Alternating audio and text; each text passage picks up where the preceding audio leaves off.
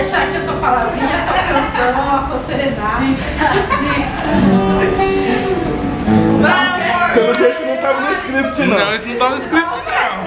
Eu falei. Isso não tava no script, não. Vontade, aqui não vai, discurso. Olha lá o discurso. Não precisa ser uma declaração de amor, mas Mais fácil. Nossa. Não precisa declaração de amor, mas se você não fizer... Caraca, eu vi uma... Não. Ó, já ficou vermelho já. Eu não sai mais nada, não, gente. fecha os olhos. Isso, e o ouvido também. Vamos fazer igual nos filmes. Eu vou falando pra você aqui, você vai falando aí, tá? Eu vou traduzindo aqui. Julieta.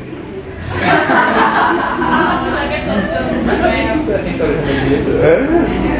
Bora, Val. Solta esse coração aí. Coloca pra fora. Quer emendar ou vai você falar?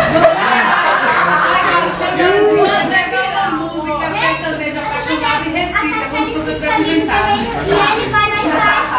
Aí, viu? Aí ela falou. Nossa, gente, eu sei. Fica ali e você vai dançar tipo Isso, tá te ensinando. Mas parece que tem que saber cantar. Não precisa, tem que ser de coração. Mas você faz isso. Tem que saber a letra também. Eu não sei. Que família, mas... Não pode ser do Depois de uma dessa aí. Você fala assim, ó. Etienne, meu coração um pouco tigela. Eu não vou terminar de Tigela. Você tigela. Fala assim, Etienne, meu coração um pouco de baixo com uma semente de abacate. Vai ter o seu filho. Bom, Batatinha quando nasce. Nenenzinho quando Nenenzinho. Põe a mão no coração. Bebê forte.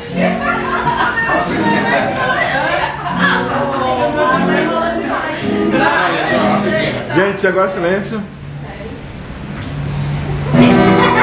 Silêncio. Eu não mostro nem silêncio. Não, eu só quero dizer a todos vocês aqui, agradecer a presença de todos aqui e dizer que uma das coisas que eu faço todo dia é a gente ajoelha e eu agradeço a Deus pela pessoa que tem do meu lado.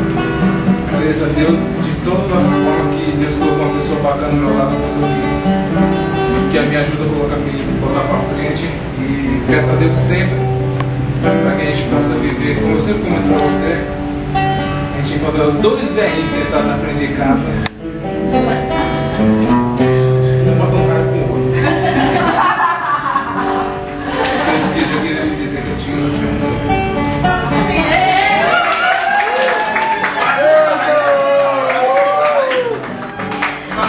Peraí, Paulo, peraí.